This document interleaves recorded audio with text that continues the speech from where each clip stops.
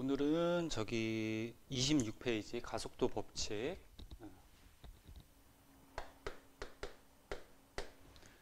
자, 가속도 법칙에 대해서 배우기 전에 속력하고 속도 개념을 좀 알고 넘어가도록 할게요.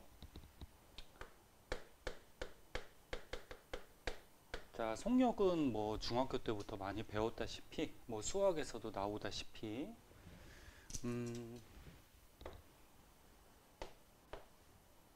이렇게 마우스 모양으로 거속시 뭐 하도 많이 해서 뭐 다 알고 있죠. 자, 여기에서 속력은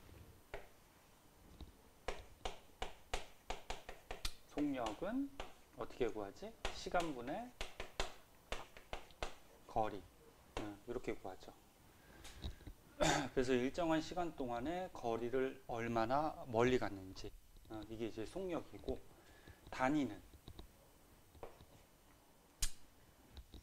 뭐 킬로미터 퍼 아워 또는 미터 퍼 세크, 이런 게 단위죠. 시간 단위, 거리 단위. 그래서 이게 속력 구하는 식. 그런데 중학교 때까지는 속력하고 속도를 거의 같은 개념으로 사용을 했는데, 고등학교 때부터는 조금 달라요. 속도라는 거는 구하는 식이 시간분의 변이라고 해가지고 뭐 단위는 똑같아요. 단위는 똑같은데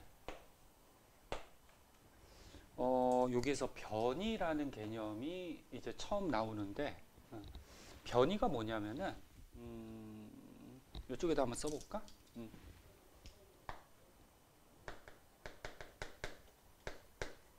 변이는 이제 뭘 줄임말이냐면은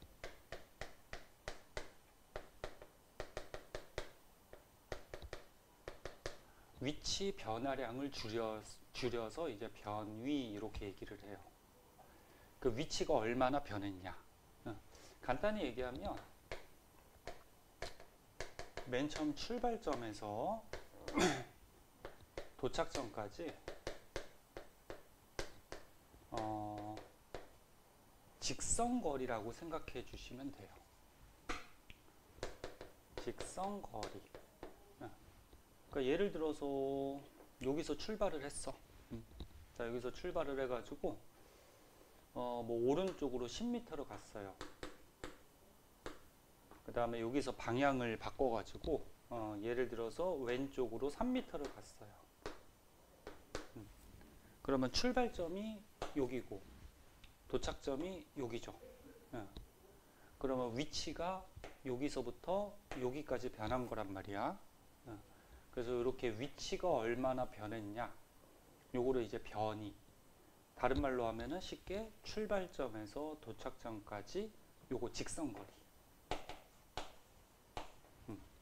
요거를 이제 변이라고 이렇게 얘기를 해줘요. 근데 변이는 방향이 있어요.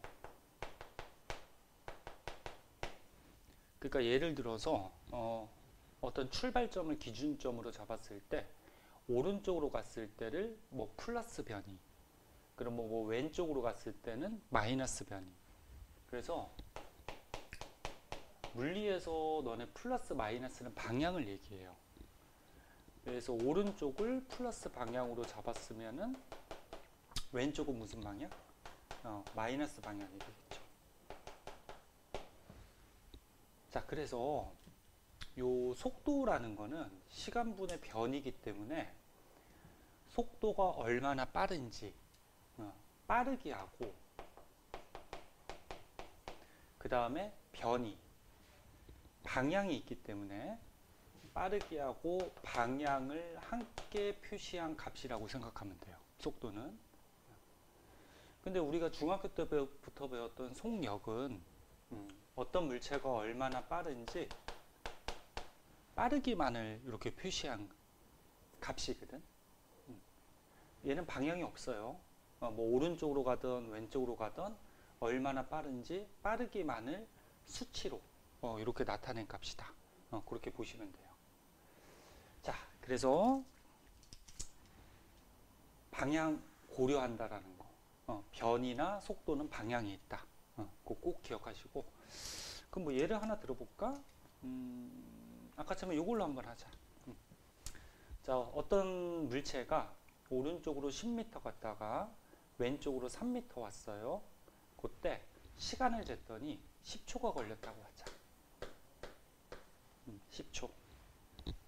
그러면 이 물체의 운동을 우리가 속력하고 속도로 계산을 한번 해볼게요.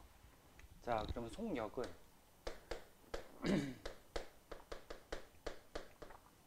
시간이 몇 초 걸렸다고? 10초. 10초 동안에 이동거리. 이동거리는 말 그대로 어떤 물체가 총 이동한 거리이기 때문에 10m, 3m니까 총 이동거리는 얼마? 13m. 그럼 얘의 속력은 얼마가 돼? 1.3 m/s. 이렇게 나오겠죠. 그럼 이 물체의 속도를 한번 계산하자.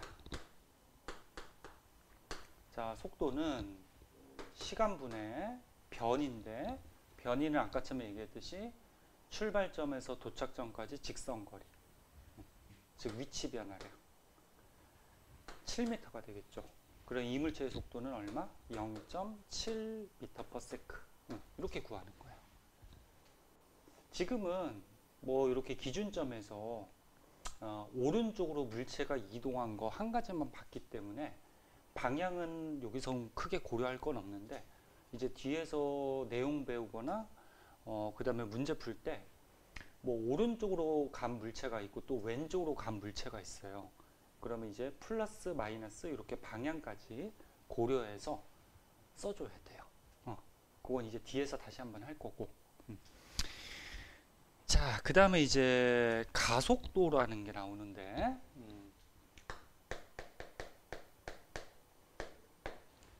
자, 가속도는 속도가 요 가짜가 변할 가짜거든. 속도가 얼마나 변했냐, 요걸 이제 가속도라 그래요. 그래서 먼저 공식부터 가르쳐 줄게요.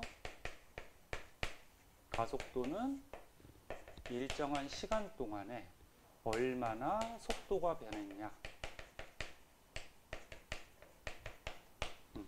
이렇게 해서 구하게 되는데, 속도 변화량은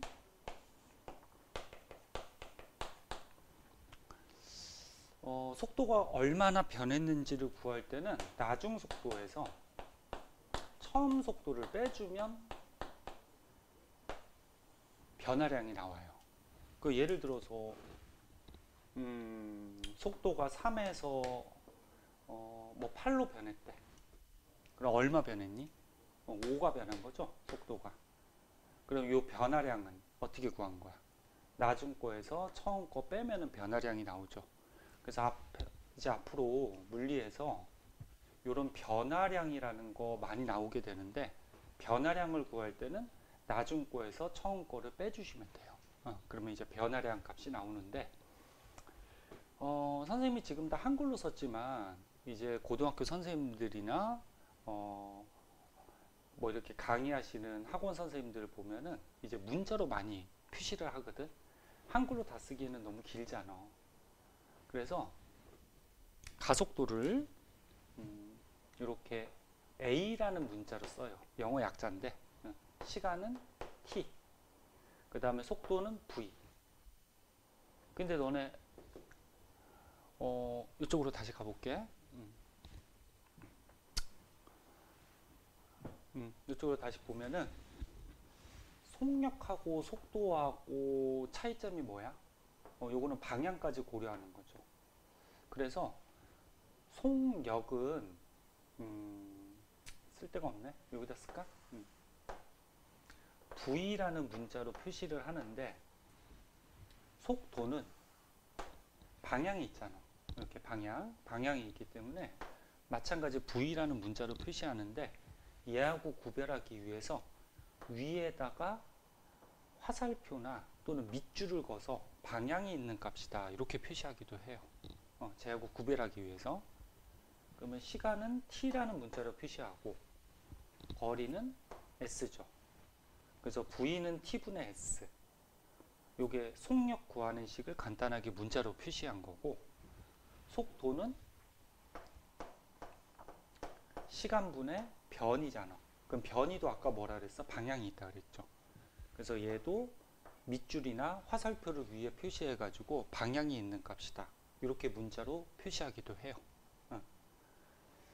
자, 그러면 이쪽으로 다시 와서 지금 가속도라는 거는 시간분의 속도 변화량, 시간분의 속력 변화량이 아니야. 속도 변화량이야. 그럼 얘도 뭐가 있어? 방향이 있어요. 속도. 그리고 변화량은 이렇게 세모로 표시해주고, 요거 읽을 때는 델타라고 읽어주시면 돼요. 그래서 속도 변화량. 그래서 시간분의 속도 변화량이 가속도인데, 가속력이 아니고 가속도죠. 그럼 얘도 뭐가 있어? 방향을 고려해줘야 된단 말이야. 그래서 문자로 표시할 때는 뭐 이렇게. 그런데 요 위에 방향 표시, 요 화살표 같은 경우에 일일이 다 그려주기가 짜증나잖아. 그래서 앞으로 선생님이 생략하고서 할 수도 있어요.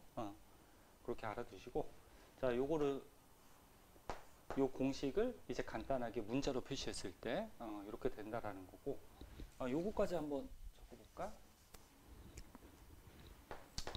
문자로 표시할 때 시간분의 나중 속도를 우리가 V로 잡았을 때 처음 속도는 보통 제로 값을 넣어주거든. V0. 그럼 나중 속도 빼기 처음 속도, 이렇게 되겠죠. 그래서 요게 이제 이 공식을 간단하게 문자로 표시했을 때 이렇게 표시가 된다. 자, 그러면 가속도를 예를 들어서 한번 알아볼게요. 간단한 것부터 하자. 자, 어떤 물체가 있는데, 어떤 물체가 2m/s의 속도로 달리고 있었어요. 근데 2초가 지났더니 속도가 뭐 일정하게 증가해서 뭐 6m/s가 됐다라 그러자. 자, 그럼 얘 가속도 한번 구해보자. 자, 가속도는 요 화살표 생략할게요. 이거 다 그리다 보면은 가속도라고 선생님이 말을 하니까 방향이 있다, 이렇게 생각하시면 되겠죠. 가속도는 시간 몇 초? 2초 동안에 속도 변화량인데 나중 속도 빼기 처음 속도. 그럼 얘 가속도 값이 얼마가 나와? 4가 나오죠. 가속도의 단위는 아니지, 4가 아니구나. 4가 아니고 얼마가 나와? 2가 나오죠. 가속도의 단위는 미터/세크 제곱을 사용하는데, 단위 뭐 그렇게 어렵게 생각하지 마세요. 공식에 의해서 하는 거야. 아까 처음에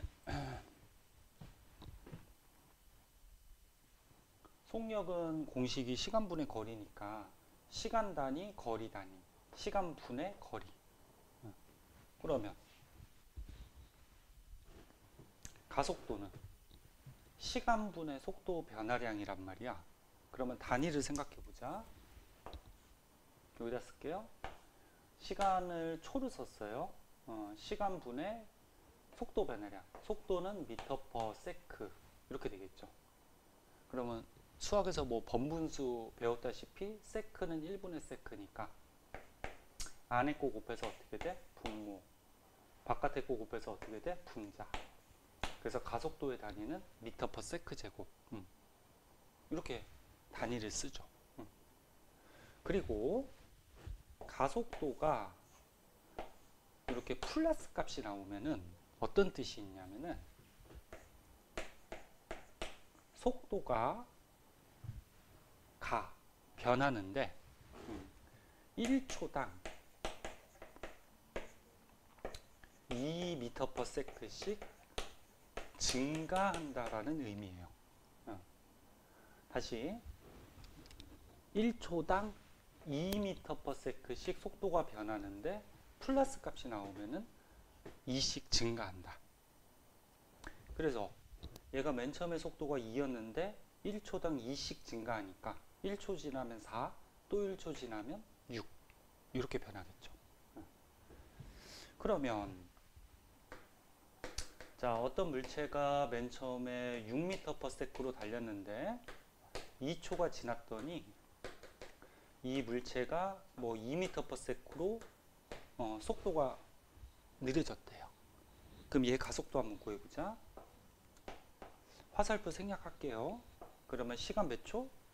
2초 동안에 속도 변화량은 낮은 속도 빼기 처음 속도니까 낮은 속도 빼기 처음 속도. 선생님 속도가 방향이 있다며요. 근데 지금 선생님이 예를 든 거는 전부 다 오른쪽 방향. 방향이 변하지 않죠. 그래서 선생님이 전부 다 플러스 속도를 가지고서 문제를 푼 거예요.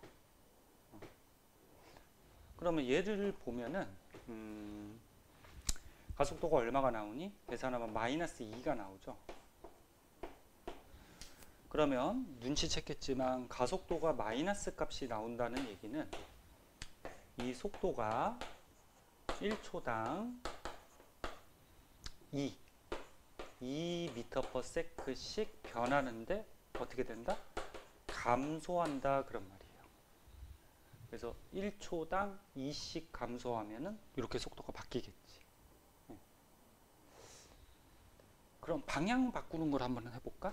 자, 맨 처음에 예를 들어서 쓸 공간이 한번 지울게요. 쓸 공간이 좀 없으니까.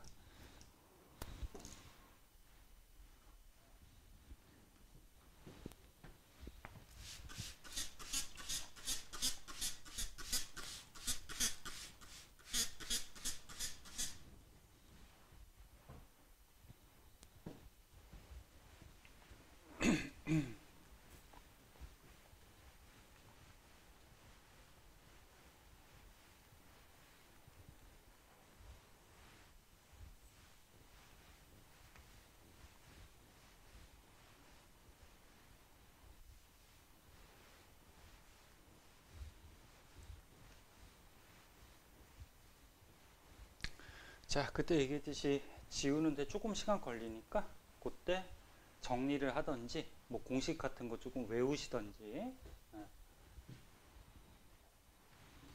자, 그럼 다시 일로 와서 가속도 다른 예를 하나 들어볼게요. 방향 바꾸는 거. 예를 들어서 어떤 물체가 오른쪽으로 6m/s로 달리다가 정지했다가 방향을 틀었대요. 반대로 얼마 아까 뭐 4m/s로 이렇게 방향을 틀어서 갔대. 근데 시간을 쟀더니 예를 들어서 5초 걸렸다고 하자. 5초 하면은 떨어지려나? 뭐 예를 든 거니까. 자, 그때 이 물체의 가속도를 구하래요. 문자 적응하기 위해서 이제 계속 문자 쓸게요. 자, 가속도는 다시 한번씩 적으면 시간분의 뭐라고? 속도 변화량. 화살표 생략할게요. 그러면 시간이 몇 초 걸렸니? 5초. 5초 분의 속도 변화량인데 속도는 아까 처음에 얘기했듯이 방향이 있다 그랬어요. 오른쪽 방향을 플러스 방향으로 잡으면 왼쪽은 어떻게 돼? 마이너스 방향이 되겠지. 그럼 얘는 플러스 6, 얘는 마이너스 4의 속도를 갖게 돼요. 그럼 나중 속도가 누구야? 얘지. 나중 속도 빼기 처음 속도. 이렇게 해서 가속도를 구하는 거예요. 그러면 가속도 값이 얼마 나오니? 마이너스 2가 나오나? 마이너스 2. 가끔 선생님이 그 곱하기 나누기 덧셈 뺄셈 틀리는 경우 있어요. 그거 뭐 지금 영상을 찍는 거라서 이렇게 교류가 안 되니까 의견 교류가 안 되니까 혹시 틀리면은 이해하세요. 자, 그럼 가속도가 마이너스 2가 나와요. 그럼 요게 뜻이 뭐라고? 1초당 속도가 2씩 어떻게? 변하는데 감소한다. 그런 얘기지. 감소한다. 그럼 생각을 해보자. 얘가 1초당 2씩 감소하다 보면은 정지하겠죠. 언젠가는. 정지했다가 2씩 감소한다, 즉 마이너스 방향으로 간다라는 거니까 마이너스 방향으로 이렇게 증가한다라는 얘기예요. 그래서 가속도라는 게 이렇게 마이너스 값을 갖게 되면은 이렇게 속도가 변하는데 감소한다.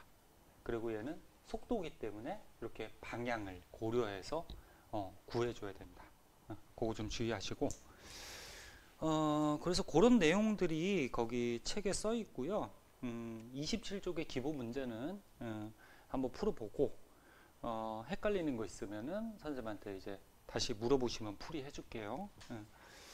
자, 뒷장으로 넘어가서 28쪽. 자, 28쪽에 보면 이제 관성의 법칙이라고 있어. 요 관성의 법칙이 옛날에 유명한 과학자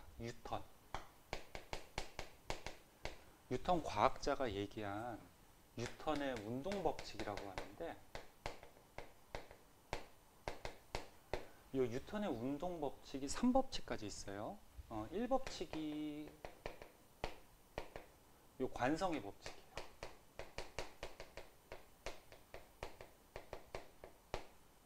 그리고 2법칙이 그 밑에 나오는 가속도 법칙이에요.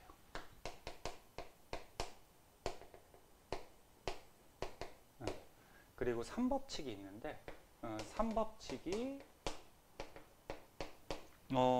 여기 뒷부분 가면은 한번 나올 텐데 여기에는 지금 소개가 안 되고 있어요. 근데 요거까지 얘기해 줄 거예요. 3법칙이 작용 반작용 법칙이에요.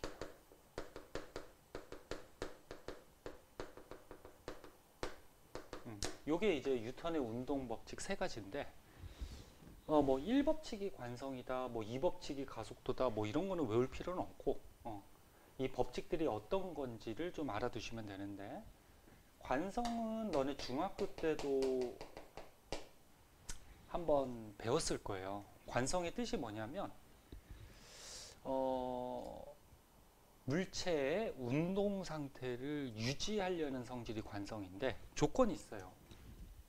이 물체에 작용하는 R자 힘이 0일 때.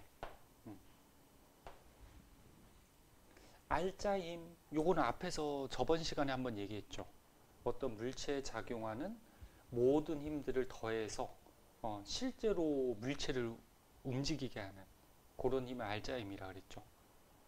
그래서 어떤 물체에 작용하는 힘들을 다 더해서 R자 힘이 0일 때, 그럼 힘이 0이야. 그러면 정지해 있던 물체는 어떻게 될까? 힘이 없으니까 계속 정지해 있겠죠. 요거를 정지관성. 그럼 운동하던 물체는 힘이 0이니까 어떻게 될까? 계속 운동하죠. 운동하려는 성질이 있단 말이야. 요게 이제 운동관성.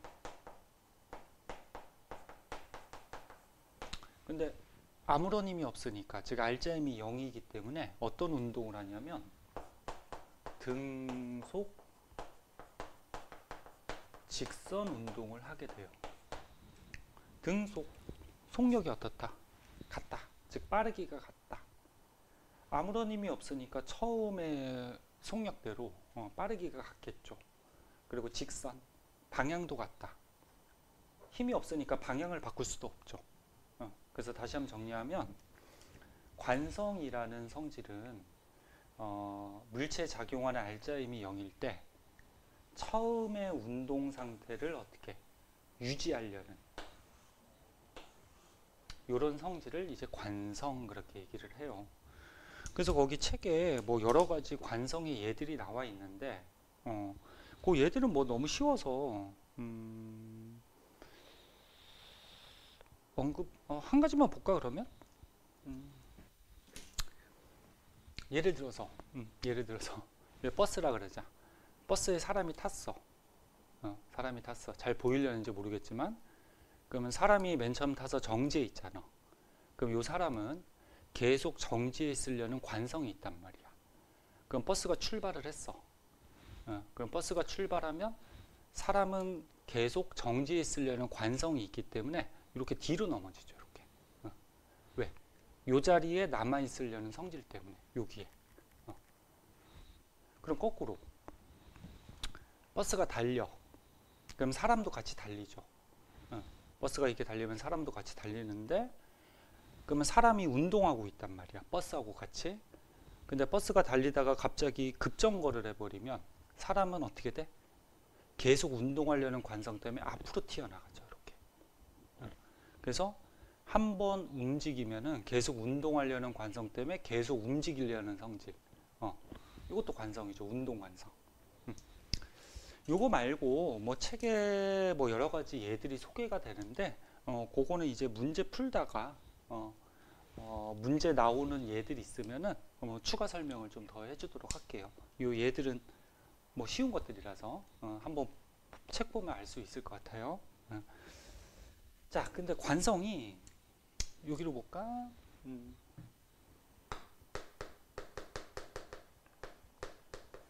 관성의 뭐라 그럴까? 성질, 특성? 관성이 어떤 특성이 있냐면은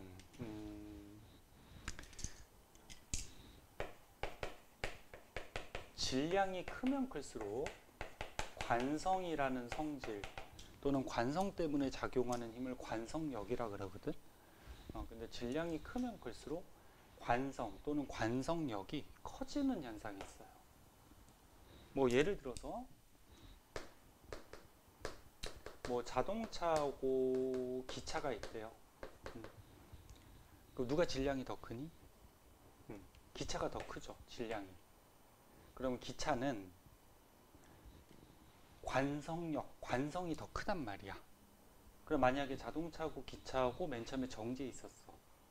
그러면 계속 정지에 있으려는 관성이 생긴단 말이야. 그러면 기차가 관성이 더 크니까 계속 정지에 있으려는 성질이 강하다는 얘기죠. 그러면 기차가 출발하기가 쉬워요, 어려워요? 어렵다는 얘기지. 운동할 때도 마찬가지고.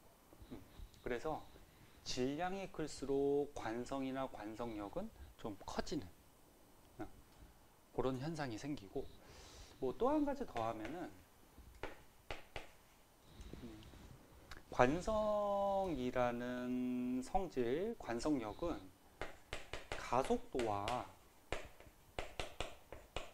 반대 방향으로 생겨요, 보통. 그래서 뭐 예를 들어서 엘리베이터가 있다고 하자. 자, 엘리베이터에 어떤 사람이 이렇게 타고 있어요. 그리고 여기서 만약에 이렇게 저울을 준비해서 엘리베이터에서 뭐 자기의 몸무게를 잰다고 그러자. 그럼 이 사람의 질량이 m이라 그러면 지구가 끌어당기는 중력, 즉 무게, 몸무게가 mg가 되는 거지. 요거는 뭐 중학교 때부터 많이 했잖아. 통합과학 때도 하고. 지구가 끌어당기는 중력, 무게는 질량 곱하기 중력과 속도. 그래서 엘리베이터가 정지해 있다 그러면 자기의 몸무게만 이제 측정이 될 거야. 근데 엘리베이터가 위로 이제 출발을 하면서 가속을 붙여요. 가속이 뭐라 그랬어? 가속도가 속도 변화량. 그러니까 위로 속도가 변하고 있어. 즉 증가하고 있어. 그러면 사람은 요 아래쪽으로 관성력을 그냥 F라고 할게요. 관성력이 발생을 해요. 왜 그럴까? 아까 생각을 해봐. 엘리베이터에 사람이 탔어. 그럼 사람은 정지해 있지. 그러면 엘리베이터가 위로 출발을 했어. 그럼 사람은 계속 이 자리에 정지해 있으려는 관성이 있기 때문에 이 자리에 남아있으려고 해. 남아있으려고 하니까 어떻게 돼? 아래쪽으로 쏠리게 돼요. 그래서 이런 관성력이라는 힘이 작용하게 돼요. 그러면 이제 이 엘리베이터가 움직일 때 가속도하고 이 관성력은 반대 방향을 나타나게 되고, 또 여기서 이제 몸무게를 측정하면 어떻게 될까? 자신의 몸무게, 플러스 관성력까지 해서 몸무게가 어떻게 돼? 증가되는. 실제 자기의 몸무게보다 더 크게 무게가 측정되는 이런 현상이 일어나게 되죠. 그러면 엘리베이터가 이제 도착을 해서 정지하려고 그래. 그럼 정지하려면 속도가 어떻게 돼야 돼? 감소해야 되죠. 그럼 너는 위로 속도가 증가할 때 플러스 가속도라고 하면은 위로 가면서 속도가 감소하면은 마이너스 가속도로 갖게 되겠죠. 선생님 아까 처음에 증가하는 게 가속도가 플러스면 속도가 증가하는 거, 마이너스는 뭐야? 감소하는 거. 근데 가속도는 뭐가 있다? 방향이 있다. 너무 조그맣게 썼나? 응. 그러면 얘가 속도가 감소한다는 얘기는 가속도가 아랫방향으로 작용하고 있다라는 거예요. 그러면 이 사람한테 작용하는 관성력은 어느 쪽? 반대방향이니까 위로 작용해요. 위로. 그러면 여기서 몸무게를 측정을 했을 때 아래쪽으로 어떻게 돼? 이 사람의 몸무게 그리고 위쪽으로 관성력이 작용하기 때문에 이 사람의 몸무게는 어떻게 될까? 감소하는 것 같이 측정이 되겠죠. 얘네 속도나 가속도도 방향이 있는데 힘도 방향이 있죠. 우리 앞에서 배웠듯이. 그래서 만약에 이 아래쪽 방향의 힘을 예를 들어서 플러스 힘이라고 하면은 얘는 마이너스 힘이 되겠죠. 즉 무슨 얘기냐면 이때 몸무게를 측정하면 자신의 몸무게하고 요 관성력이 더한 것만큼 측정이 될 거고, 요때 몸무게를 측정하면 자신의 몸무게에서 요 관성력이 반대 방향으로 작용하잖아. 관성력 뺀 만큼의 몸무게가 측정이 되겠죠. 이해되려나? 혹시 이해 안 되면은 뭐 다음에 다시 한번 물어보고. 그래서 관성은 질량이 클수록 관성이 커지고, 그리고 가속도와 반대 방향의 관성력이라는 일종의 힘이라고 생각하면 되죠. 힘이 발생할 수 있다. 알아두시고, 거기 뭐 책에 그래프도 소개가 되고 있는데,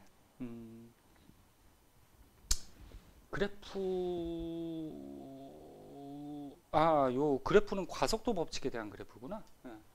그래요. 관성에서는 요 정도 한번 봐두도록 하시고, 그 다음에 이제 뉴턴의 운동 2법칙, 가속도 법칙 한번 보자.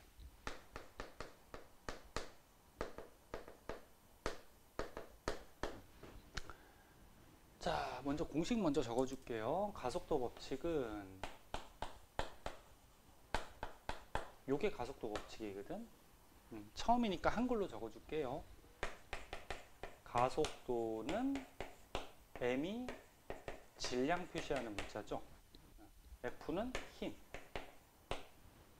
그리고 너네 공식에서 나오는 힘은 전부 다 R자임을 얘기하는 거야. 어떤 물체한테 작용하는 힘들 다 더한 요 R자임. 그리고 여기서 힘하고 가속도는 방향이 있어요. 근데 선생님 지금 화살표 안 그렸을 뿐이야. 그려줄까? 방향이 있어요. 질량은 방향이 없는 값이죠. 뭐 오른쪽으로 뭐 10kg, 왼쪽으로 10kg. 방향이 없죠, 이거는. 요 방향이 있는 거 주의하고. 그 요식을 F에 대해서 풀어주면 어떻게 돼? 넘기면 F는 MA가 되겠죠. 뭐 어차피 같은 식이니까. 그래서 요 가속도 구하는 식인데, 요게 어떻게 나왔냐면은 어떤 물체에 작용하는 R자임, 힘이 클수록 속도가 많이 변하겠죠. 너네 어떤 물체를 약하게 밀어주는 것보다 강하게 힘을 주게 되면은 속도가 더 많이 변하겠지. 그래서 비례관계. 그래서 뭐 거기 책 밑에 그래프 나왔는데 뭐 당연한 그래프죠. 너네 분자고 값은 비례관계잖아. 그래서 힘이 강하면 강할수록 물체의 가속도는 어떻게 된다? 점점 커진다. 즉 속도 변화량이 커진다. 비례관계. 그리고 질량은 작을수록 가속도가 커지죠. 분모하고 값은 반비례 관계지. 너네 예를 들어서 요거는 기차를 밀 수는 없으니까 어떤 질량 작은 물체하고 질량 큰 물체를 똑같은 힘으로 민다라고 하자. 그러면 질량이 작은 물체가 어떻게 될까? 속도가 더 빨리, 더 많이 변하겠죠. 그래서 질량이 작을수록 속도 변화량이 크다. 그래서 나온 식이에요. 질량분의 힘. 그럼 얘도 그래프로 그리면 어떻게 되니? 질량이 작을수록 가속도가 커지니까 반비례 관계죠. 반비례면 이렇게 되겠지. 볼 수 있겠나? 그러면 선생님 문제 한번 내볼게. 어떤 물체의 시간에 따라서, 여기 시간 약자죠. 표시하는 문자. 시간에 따라서 책에 나온 것 같이 속도가, 화살표 생략할게요. 뭐 속도가 요런 게 있고 요런 게 있어요. 그러면은 똑같은 시간 동안에 너네 그래프는 분석을 할 때 같은 x축일 때 y 값이 어떻게 변하냐. 그러니까 똑같은 x 값일 때 y 값이 어떻게 변하냐. 이렇게 분석을 하는 거예요. 그러면 똑같은 시간 동안에 1번은 속도가 0에서 이만큼 변한 거야. 이만큼. 그지? 그 다음에 2번은 똑같은 시간 동안에 속도가 요만큼 변한 거야. 그럼 누가 속도 변화량이 더 크지? 1번이죠. 속도 변화량이 뭐야? 가속도죠. 가속도. 그러면 가속도는 1번이 더 큰 거야. 1번이 더 큰 거. 그러면 아까 가속도하고 힘은 비례관계라 그랬어요. 그럼 만약에 똑같은 질량의 물체라고 하면은 1번하고 2번 중에 1번이 가속도가 커. 1번이 가속도가 크니까 1번한테 작용한 힘이 어떻다? 더 크다는 거지. 뭐 예를 들어서 얘가 EF 줬으면 얘가 뭐 F 이렇게 힘이 더 크다. 단 뭐가 일정할 때? 질량이 일정할 때. 이렇게 된다라는 거죠. 그리고 이제 물리에서 그래프 나오면은 면적이나 기울기 같은 거 중요한데, 이거 뒤에서도 또 한번 얘기할 건데, 요 그래프에서 기울기가 요 밑에도 써야 되는데 여기다 쓸까? 조그맣게 보이나? 보이겠지? 기울기가 뭘 뜻하냐면은, 기울기는 어떻게 구해? x 증가량분의 뭐 y 증가량. 그럼 x가 시간이고 y가 속도 변화지. 그러면 시간분의 속도 변화량이니까 기울기가 뭐야? 가속도를 얘기하죠. 요 그래프에서 기울기가. 그럼 기울기가 누가 더 큰 거니? 1번이 2번보다 기울기가 더 크죠. 그럼 1번이 가속도가 더 크다. 이렇게 우리가 생각할 수도 있겠지. 됐나? 그리고 여기서 면적도 의미가 있는데, 면적은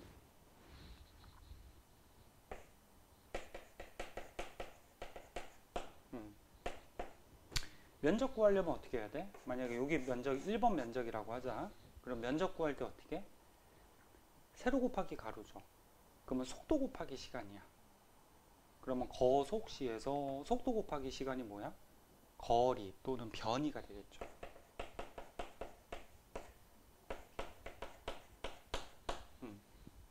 이게 속도라고 했으니까 속도 곱하기 시간은 변이죠. 속력 곱하기 시간은 거리가 되고. 근데 어차피 직선을 달린다고 하면은 변이나 거리는 어차피 같은 값이 나올 거야. 이 그래프 이렇게 기울기나 면적 가지고 이용하는 거는 이제 뒤에서 물체 운동할 때, 뭐 등가속 운동이나 그런 거 할 때 더 자세하게 좀 할 거예요. 생각할 수 있어야 되죠, 이렇게. 자, 그리고 밑에 거를 가지고서 책에 있는 그래프로 한번 볼게요. x축이 시간이에요. 시간이 지남에 따라서 마찬가지 속도. 근데 뭐 얘가 3번이라고 그러고 얘가 4번이라고 하자. 자, 이번에는 힘이 일정하다라고 하자. 힘이 일정할 때. 힘이 일정할 때 질량하고 가속도는 무슨 관계? 반비례 관계죠. 그럼 우리가 위에서 배웠듯이 요 그래프에서 기울기가 가속도니까 기울기가 누가 더 커? 요거. 여기서는 요거 3번이 더 크지. 여기 너무 좁게 그렸네. 3번이 더 크지. 그럼 3번이 가속도가 어떤 거야? 더 큰 거죠. 3번이. 그럼 가속도가 더 크다라는 거는 질량은 어떻다는 거지? 작다라는 거죠. 그래서 얘 질량이 만약에 m이면 얘는 뭐 2m. 단 조건은 뭐라고? 힘이 똑같을 때. 가속도가 3번이 크니까 질량은 3번이 더 작다. 그런 얘기지. 너네 비례 반비례를 따질 때는 다 알겠지만 한계값이 일정할 때 얘하고 얘가 무슨 관계냐, 그렇게 분석을 해줘야 되죠. 자, 그래프가 거기 나와 있기 때문에 선생님이 이렇게 간단하게 설명을 한번 해준 거고, 자,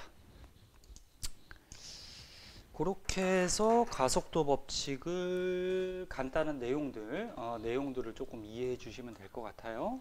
또 한번 지울게요.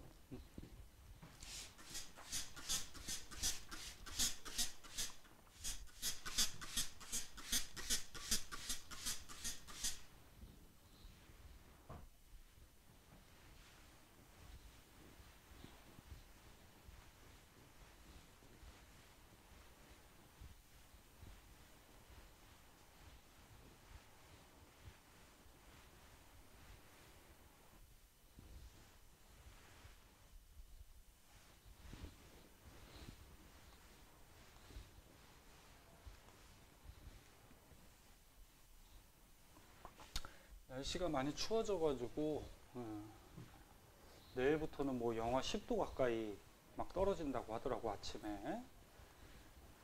그래서 옷 두껍게 입고 다니고 감기들 조심하시고.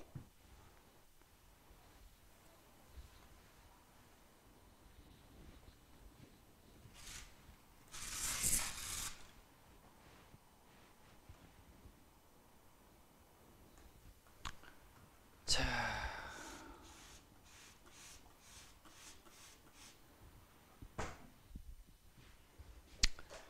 그 다음에 이제 여러분들이 좀 알아둬야 될 게,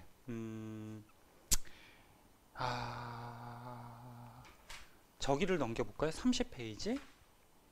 그거 하기 전에 선생님이 뉴턴의 운동 3법칙도 간단하게 얘기해 준다 그랬죠? 그거 한번 봅시다.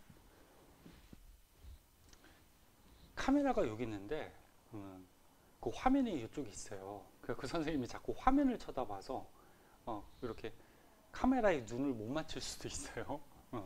이쪽에, 그 무슨 얘기인지 잘 모르겠죠? 자, 뉴턴의 1법칙이 관성의 법칙, 2법칙이 2법칙이 가속도 법칙. 거기까지 지금 중요한 것들 알아본 거고, 3법칙이 작용 반작용 법칙이라는 게 있는데,